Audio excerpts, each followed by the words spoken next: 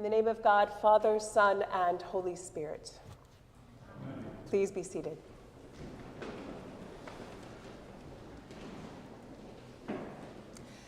It was only Sunday we celebrated the transfiguration of Jesus, the moment when Jesus and his disciples go up to the high mountain.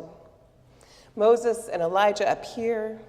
Jesus' entire being shines with the brightness of the sun, and the cloud, that harbinger of the presence of God since the days of Moses and the Israelites, the cloud of God covers the mountain.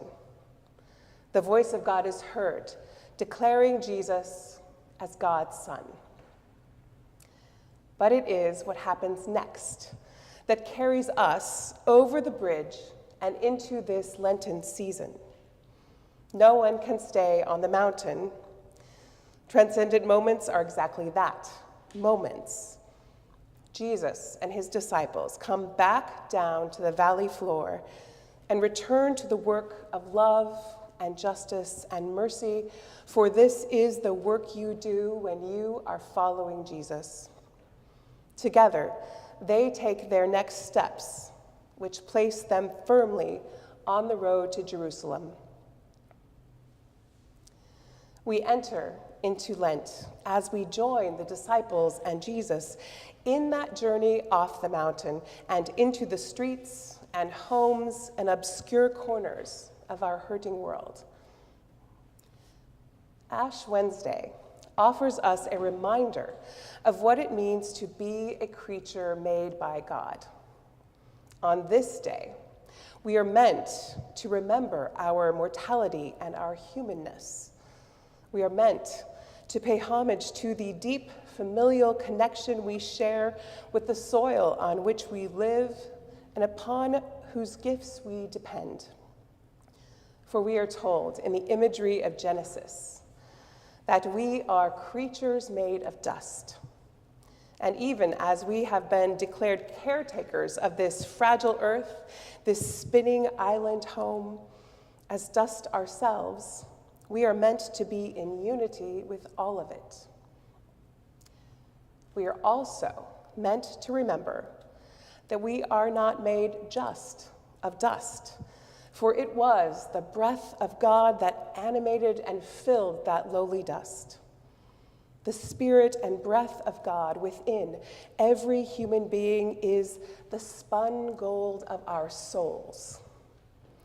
Our task is to seek out this bit of divine spirit, to excavate for the holy within all who dwell upon the earth.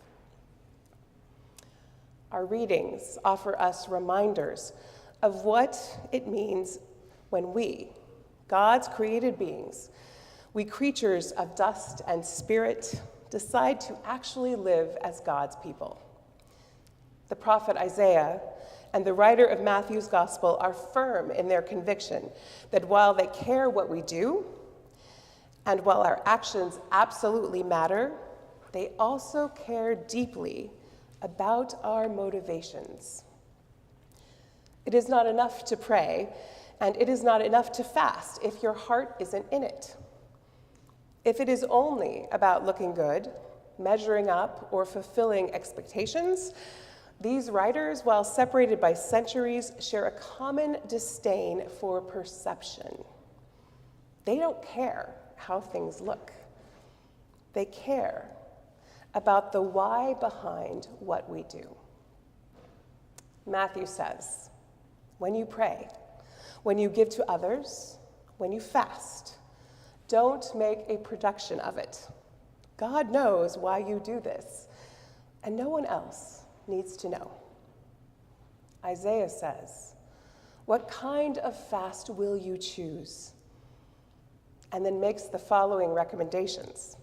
Choose the fast that undoes the bonds of injustice, that unties the thongs of the yoke, the kind of fast that lets the oppressed go free. Why, he asks, would you not share your bread with the hungry and bring the homeless poor into your house? When you see the naked, why wouldn't you cover them? Why would you stop yourself from caring for your family? When you do these things, your light shines forth like the dawn, and your healing comes quickly.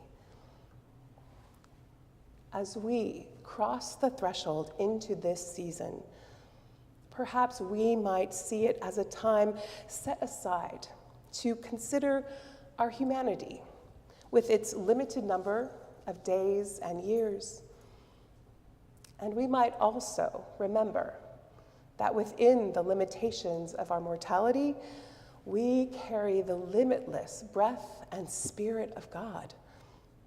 This prescribed time of remembering Jesus and his journey first to the cross and then on to resurrection can help us consider the twinned realities of mortality and eternity.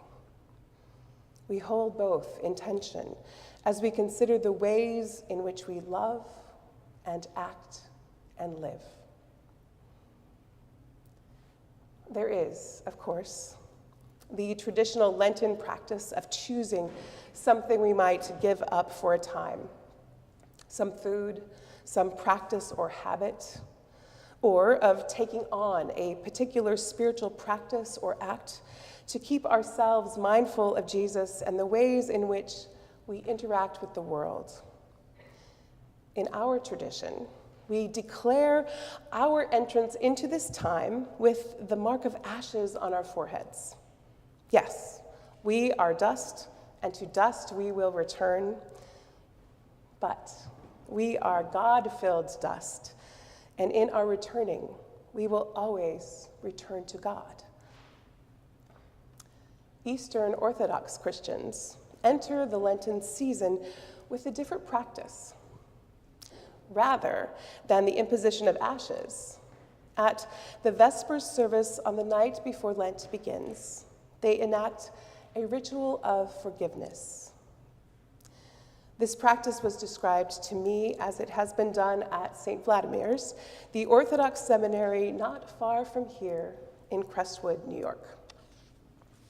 The community gathers in a circle or a line, and beginning with the most senior or august member of the community, they kneel before each person and say, "Forgive me."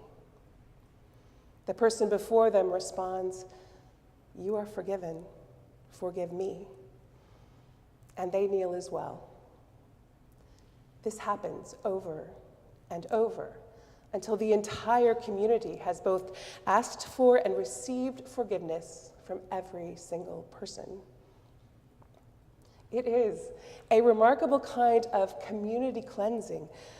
If fasting is intended to empty us so that we might focus our attention on God, this kind of community fasting from grievance and grudge might create empty spaces where love and healing have room to enter.